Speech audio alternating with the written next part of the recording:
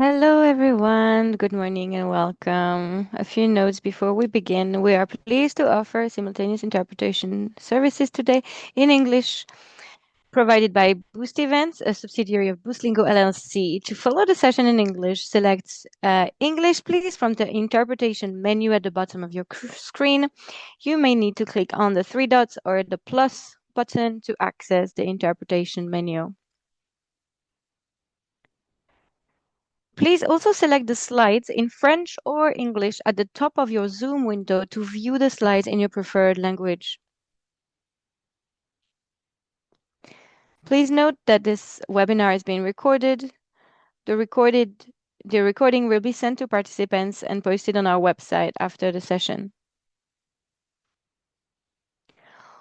Although there will not be any official Q&A, we invite you to use the chat box throughout the session to share your thoughts, any comments, any questions. Our team will monitor the discussion and answer questions as much as possible. But we also encourage you to contact us via email after the webinar if you have any additional questions. We will provide the email address in the chat box and you can see it now. If you need assistance of any kind at any time, you can contact the team by typing in the chat window. My name is Katie Gasparelli, and I'm hosting this webinar today from my home located on the Haldimand Treaty Territory of the Six Nations of the Grand River, of which I am a member.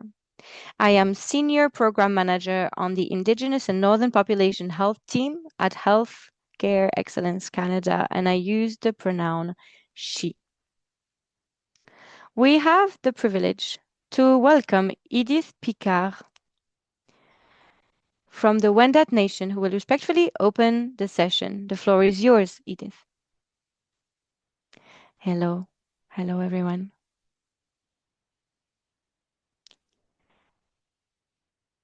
As you might know from the website, the HCC website, I would like us all to recognize the different territories that we occupy or that we travel to with grace. We are responsible towards those territories.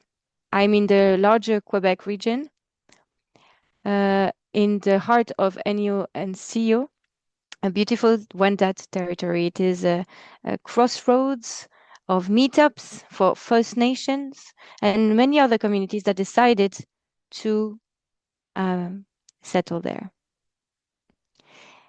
so that we find harmony. I would like to give grace to the Mother Earth, to elements, the forces, nature, for everything that the earth produces, everything that we eat, everything that keeps us alive, every single life on earth.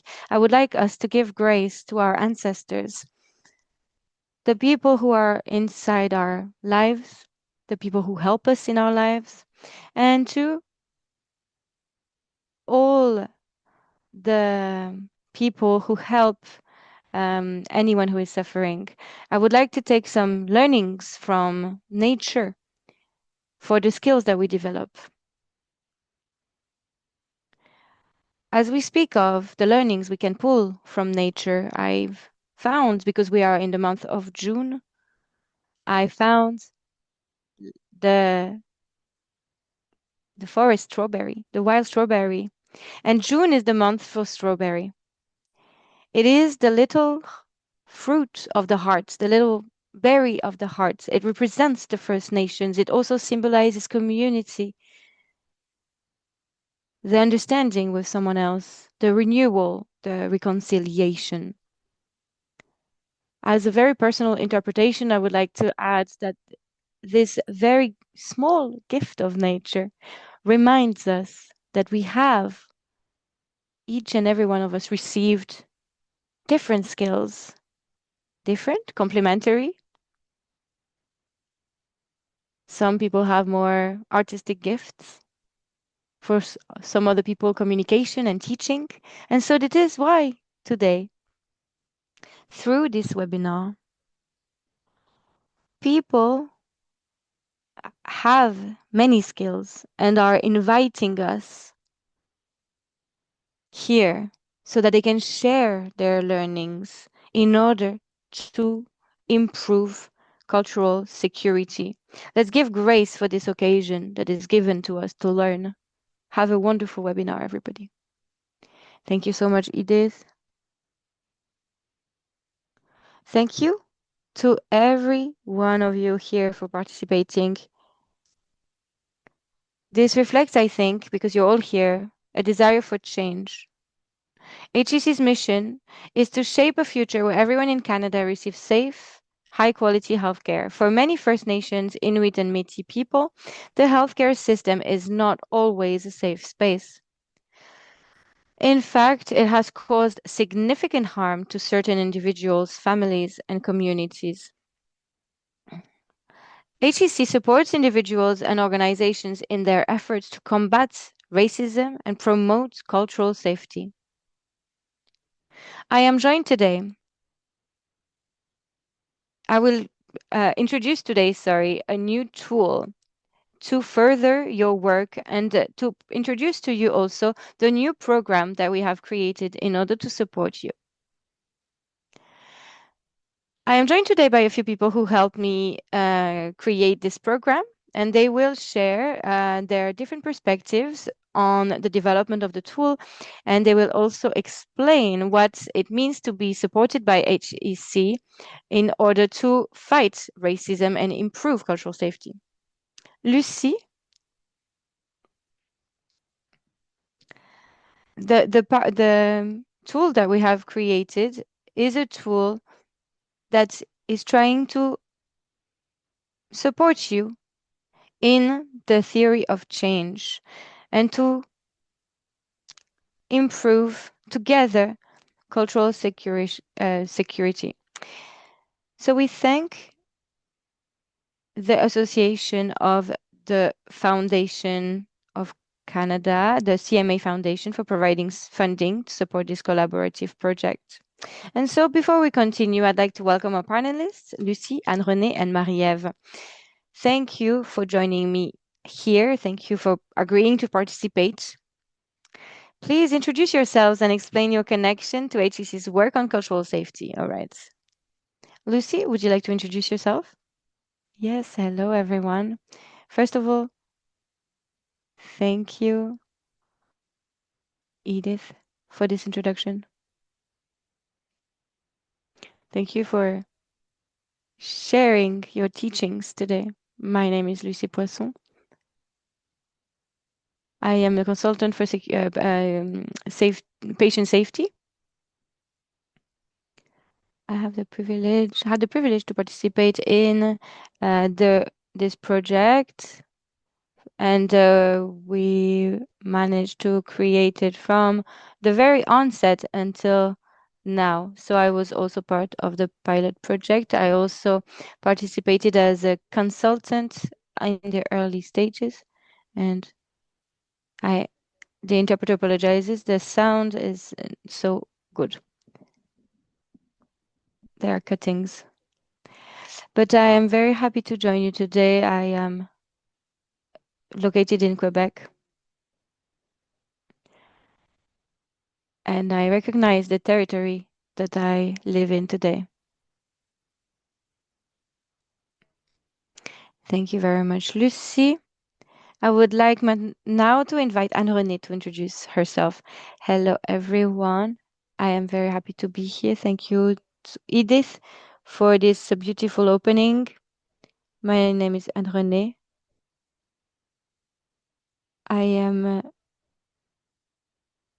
I'm lucky to work and live in the Wabanaki region, unceded region of Quebec.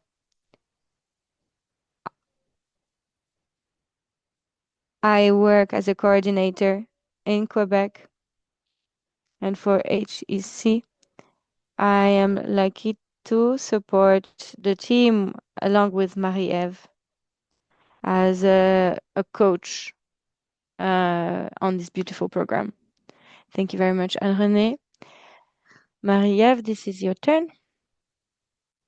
Thank you very much, Edith, for this beautiful introduction. It's always very touching. My name is Marie-Ève Picard. I am a nurse. I work as a liaison agent for Indigenous communities. It is with a lot of humility that I occupy this position. I work in the University of Quebec, and I try to advance the program for reconciliation and to continue always to improve the Indigenous, the way we welcome Indigenous people in our facilities.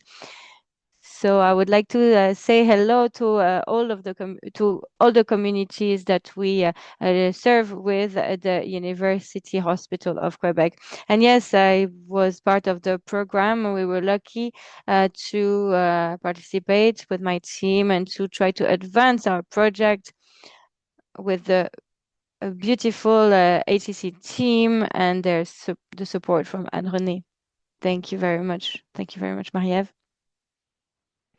As I mentioned earlier, HCC works to improve patient safety. Racism experienced by First Nations, Métis, and Inuit people within the healthcare system undermines patient safety. It can lead to harm, mistrust, unequal access to care, and even deaths. Healthcare organizations are increasingly recognizing the need to combat systemic racism and improve cultural safety. This issue isn't new. First Nations, Inuit, and Métis people have been facing it for decades. In 2008, Brian Sinclair, a First Nations man, died after being ignored in an emergency room. However, it wasn't until Joyce Echaquan live streamed her experience at a hospital in Quebec that the general public became aware of the devastating effects of racism in healthcare settings. For those unfamiliar with her story, Joyce was a 37-year-old woman, a wife, and a mother. She live streamed the openly racist remarks that she was subjected to while waiting to receive care in an emergency room in Quebec City on September 28, 2020. She died as a result of her health issues, and the coroner's report indicated that she had not received the clinical care that her symptoms required. This investigation was the first to determine that racism was a contributing factor in the death of a First Nations, Inuit, or Métis person. Shortly after Joyce's death, the In Plain Sight report was released, documenting the racism experienced by First Nations, Inuit, and Métis people seeking care in British Columbia. Similar reports have also been published in Manitoba and Ontario. This is a difficult truth to accept, but it is essential to acknowledge it in order to move forward. Next slide, please. The creation of our tool, Pathway to Cultural Safety, was marked by several important milestones. We have learned a great deal and had the opportunity to build relationships with many people, all driven by a desire to improve the healthcare system for First Nations, Inuit, and Métis people. Our journey began in 2023 with the Collaborative Cultural Safety Design Project, which aimed to find solutions to the concerns raised by health leaders.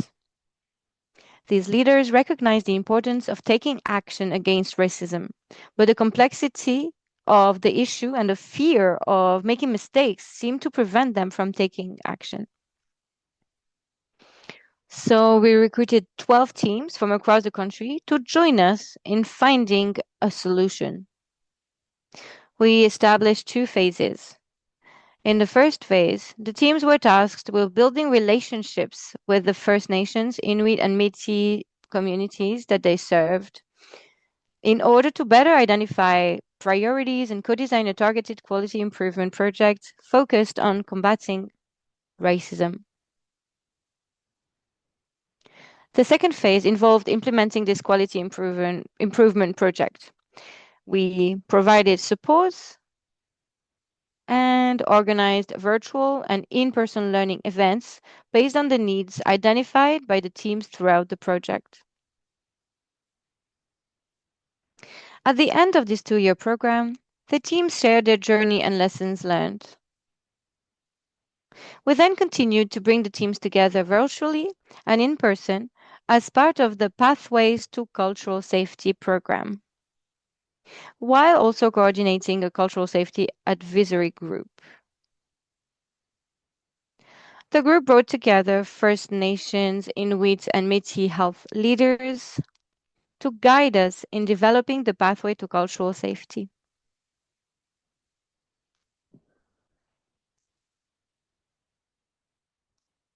Here is a visual representation of the pathway to cultural safety. It depicts the 7 stages of the pathway as stepping stones along a winding river. We wanted to illustrate a journey dotted with detours and obstacles, yet coherent when approached from the source. The process is cyclical, not linear. We also recognize that not all organizations start from the same point. This is not a problem in itself, but it may be necessary to revisit previous stages to ensure that the processes have been properly completed. Each stage includes 5 or 6 checkpoints representing actions to be taken. In addition to these checkpoints, each stage of the journey includes a video showcasing best practices from an organization that has excelled at that stage. The video serves as a concrete example of what the work can look like. There's an assessment grid that organizations can use to determine where they stand and set their improvement goals. They have specific resources at this stage, and the Kai-Hai cultural safety indicators associated with this particular stage also. I would like now to give you an example of what a step might look like. For example, if you click on Build a Representative Workforce and encourage everyone to promote cultural safety, you will be redirected to a page that outlines these 6 steps. There, you'll also find a more detailed description of this particular step, which outlines the principles and prerequisites for its implementation. The pathway to cultural safety also includes an organizational assessment tool. This tool provides healthcare organizations with a practical and concrete way to identify their strengths, gaps, and priorities in combating racism and promoting cultural safety. It fosters reflection, guides planning, helps determining next steps, and highlights progress towards a culturally respectful healthcare system. For example, here is the assessment grid that we use. It is called Educate and Empower Milestone. This grid outlines a progression along the continuum of seed, emergence, growth, and flourishing. This continuum helps organizations understand where they stand and identify areas for improvement over time. Organizations must conduct this assessment with First Nations, Inuit, and Métis partners. The assessment can be used as a tool for dialogue and a way to identify priorities. The principles of relevance, respect, relationality, and reciprocity are at the heart of this process. Organizations must ground their efforts in relationships with First Nations, Inuit, and Métis patients, families, and communities. They can use this tool in a variety of ways, including for personal reflection, leadership evaluation, team discussions, or organizational planning. The tool aims to strengthen accountability and support continuous quality improvement.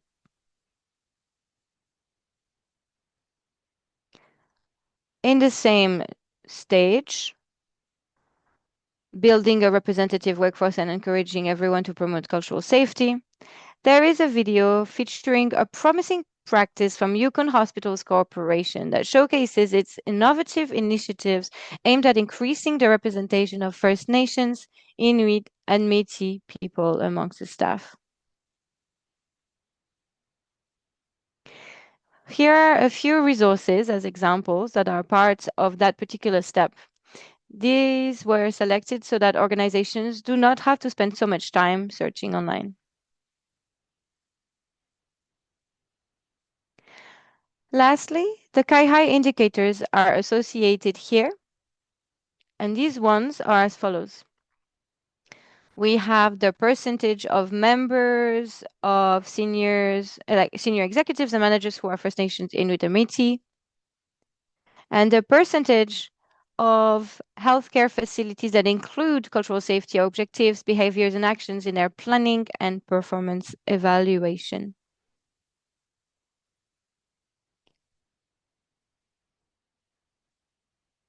Before we discuss the program on itself, I'd like to invite Lucy to share her thoughts on the journey as a member of the advisory group that supported its development. Lucy, what makes you most proud about the pathway to cultural safety? When I see this pathway nowadays, I don't just see a river going from top to bottom, and I don't see a distinctive system. I see rather many aspects that are intercorrelated. I see all the number of hours that were put into this program, the engagement of families and partners, indigenous partners, professionals, experts, healthcare professionals, everyone coming from different regions of the country. So I see really a result of many years of collective learnings.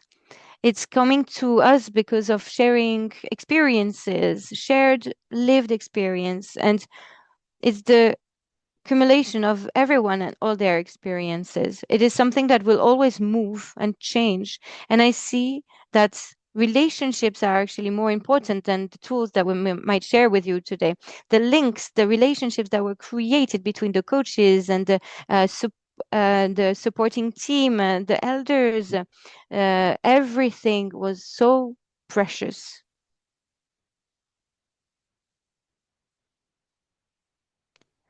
It allowed us to reflect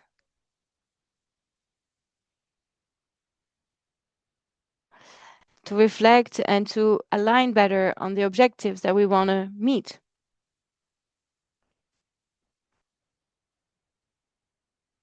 Here we see that the pathway doesn't offer one solution to deal with every situation.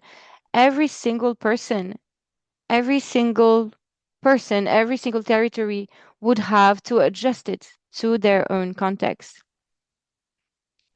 So yes, the pathway is going towards a common direction, but I think it is so important to collaborate with the local community, the communities that you're serving, indigenous communities. And I think that one of the strengths of this program is that it recognizes that not every team starts at the same point. It is through common action that we grow. It is through sharing that we grow. It is also possible for every team to really find their way through. Unfortunately, the interpreter apologizes. There are cuts in the audio.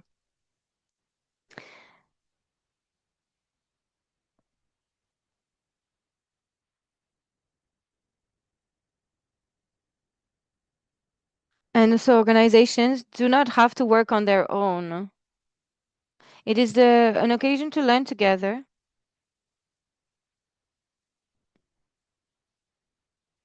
And it is through these exchanges.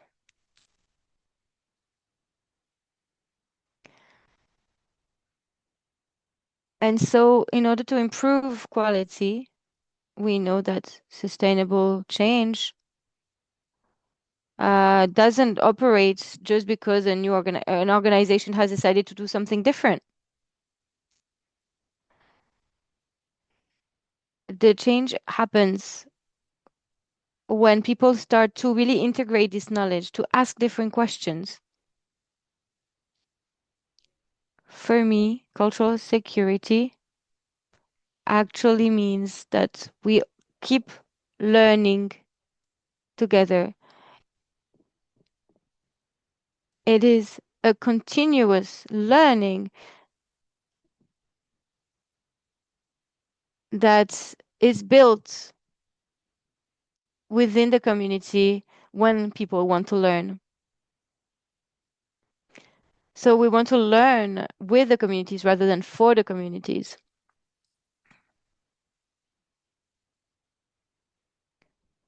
Thank you so much, Lucy, for your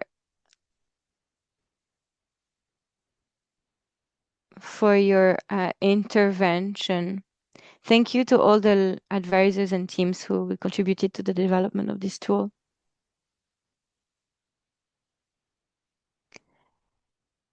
So today we're offering you the opportunity to join us on this journey. The Collaborative Learning Project, Fostering Cultural Safety Together, is a 2-year initiative designed to help organizations implement the pathway to cultural safety. Teams will receive support as they conduct organizational assessments, identify priorities, and implement a continuous quality improvement initiative. They will need to follow the steps, milestones, and to check the resources associated with the pathway. The program offers guidance, online and in-person learning opportunities, and access to a community of practice. You have until July 31st to submit your application. The program will run from September 2026 to August 2028. I'd like now to invite Anne-Renée to tell us about the role of a coach. Anne-Renée, could you tell us a little bit more about your experience as a coach? How did you support the teams?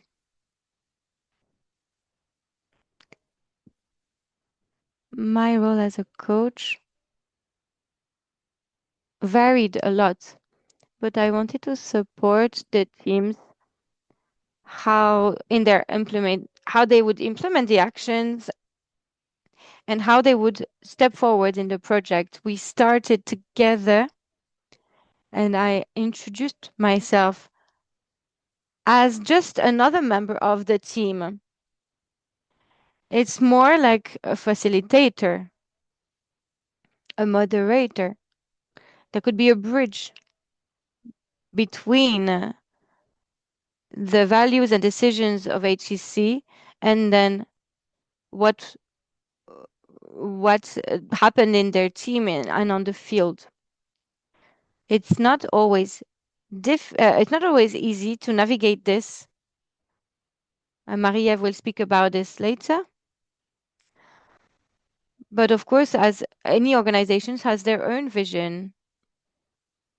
So my role was to see how we could navigate this together, how we could align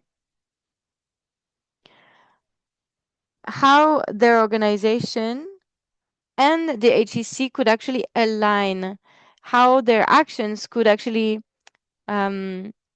satisfy both worlds. So the coach is there as a support, as a listening ear. I had access also to the other teams and what they were saying as we were meeting with other coaches. And this way I had a more broad view of what was done. And I think that this was a great advantage because then I could bring this to the team and say, for example, this could be interesting for our project. And it was just a way to feed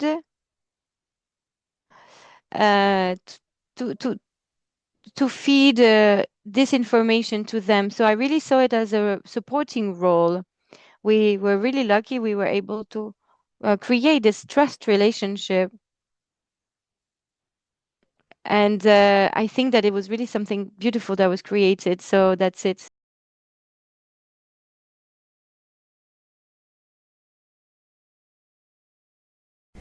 Thank you, Anne-Renée. We thank you for your commitment as a mentor and for the support you provided to the teams over the past 3 years.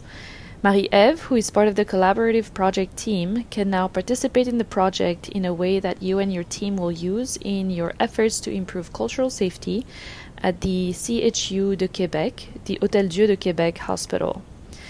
Yeah, so let me give you a little bit of context. Our project aimed to create culturally welcoming spaces. This is especially important for First Nation members at the Hôtel Dieu de Québec, one of our hospital centers, where Indigenous patients, often uprooted from their communities to receive care, are particularly present. So we created lounges for the families. The goal is to lessen the impact of this uprooting for both patients and their loved ones, particularly in intensive care and palliative care. And through this project, co-created with our Indigenous partners, we were also able to raise awareness of the navigator's role for Indigenous users.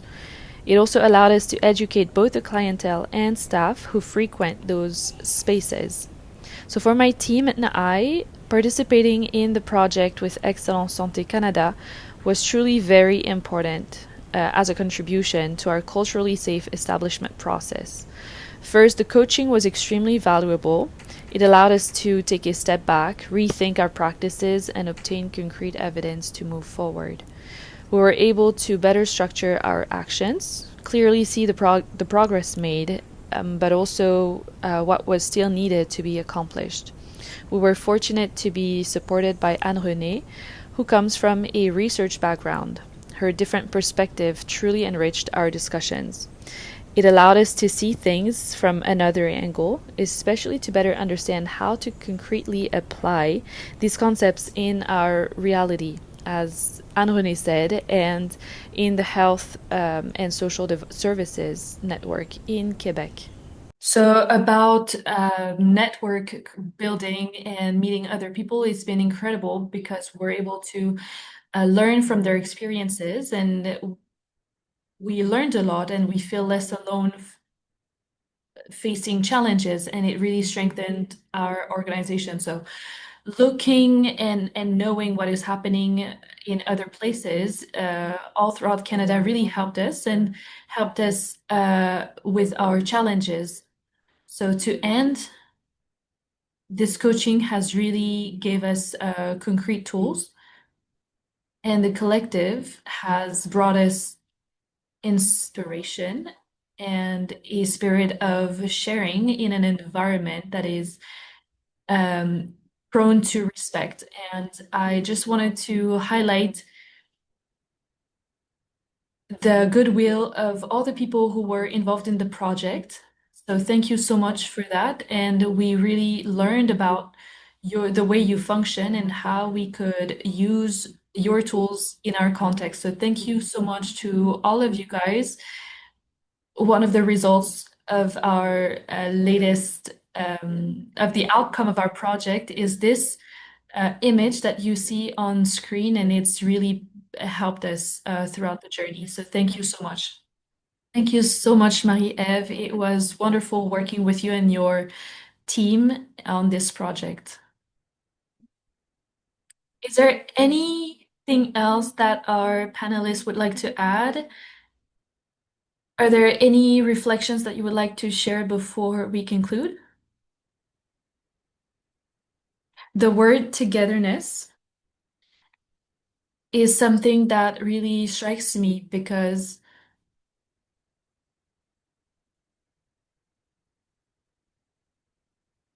we cannot have all the skills alone. And what has been said, because it's about a journey that is often something that we have to cross through a bridge. And we have been invited have a look to have a look on what we are and where we come from, and when we accept to cross a bridge or to create bridges, that's how we are able to reflect, and that's what is coming to my mind as I'm listening. I have a few details to share. These were questions that were asked yesterday on the English webinar. So I will start with these, and then if you guys have any other questions, we'll answer your questions. So we are currently recruiting 80 teams to participate in our program. This is over a 2 years period, and the content will be available every 4 to 6 weeks. There's going to be coaching in between sessions, and the teams will be asked to put into practice the learning. So some teams will start some bigger projects, and others will start with smaller initiatives. Organizations at every stage are welcome to the program. Someone has asked if the program is free. Yes, the program is actually free. It's supported by the foundation, AMC. And for the activities on in person are also free. So we're looking at creating and gathering a team that comes from different backgrounds. So whether you're into hospital care or private care, we want people coming from different backgrounds and different contexts.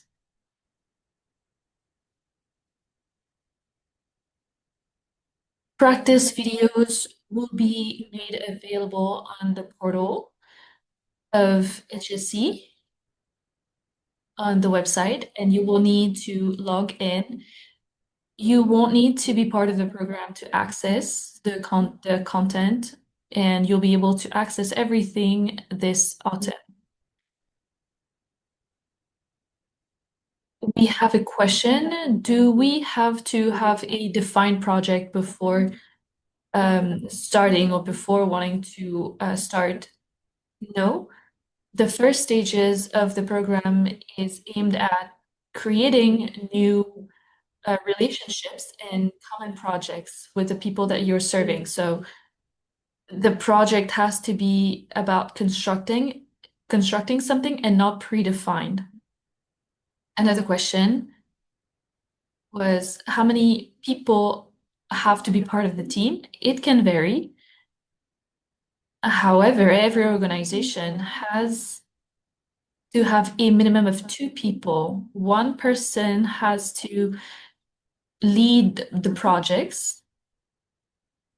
And secondly, a manager who has a power of decision making in the organization. So this program is really designed to create changes in the system. So it is valued for individuals to reflect on that and on the journey. And the goal is really to bring changes in the systems and in specifically within the healthcare system. If you have any more questions, please email us. Thank you so much to be part of this webinar and to listen to this project and how to be part of this new initiative. I'm inviting you to visit our website and the portal.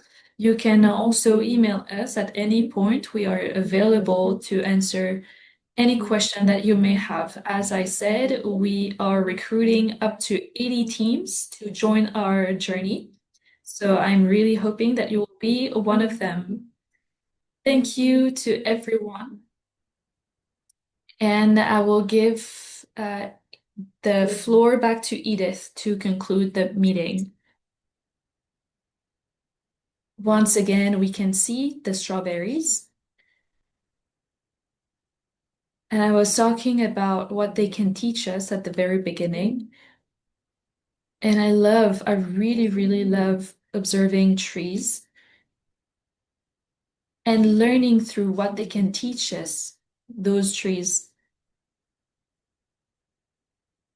We have seen in the journey that the first step talks about cultural humility. There are other words that I have remembered since you have presented this webinar: networking, partnership, togetherness, and all of this.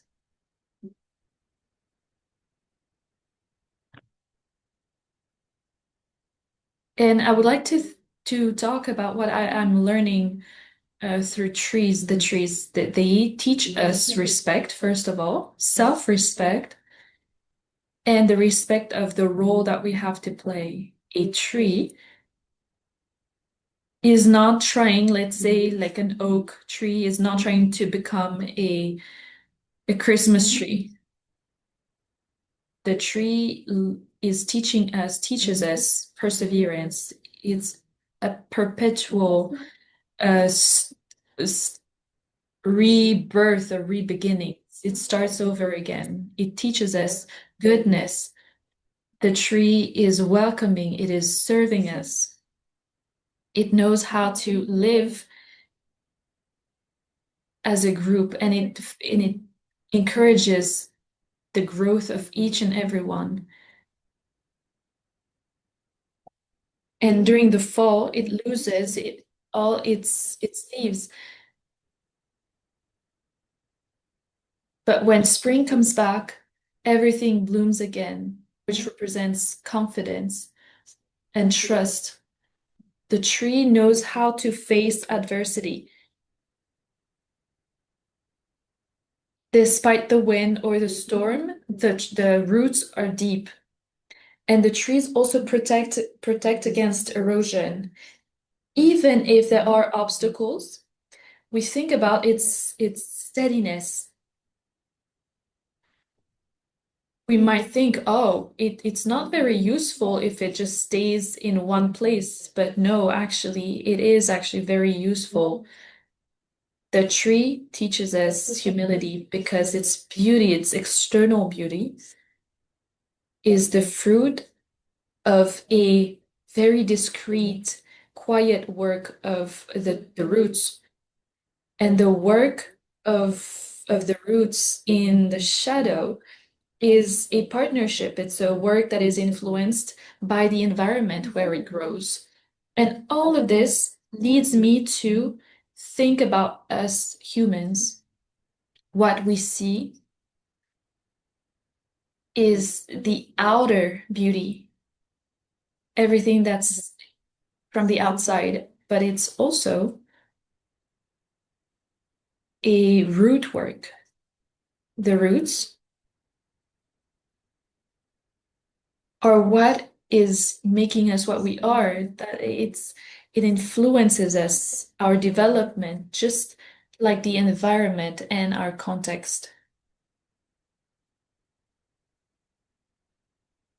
I imagine that for several of us, summer means vacation, right? So I wish each and every one moments of contact with nature, and not only that, but also connecting with loved ones.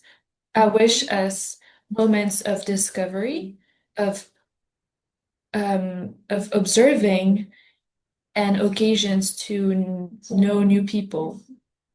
Thank you so much for your presence. Thank you for all the beautiful, for all the learning that that you have brought us. Thank you so much.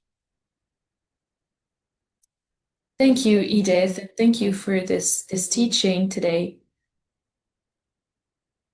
I thank you all for participating, and I wish you a very good day.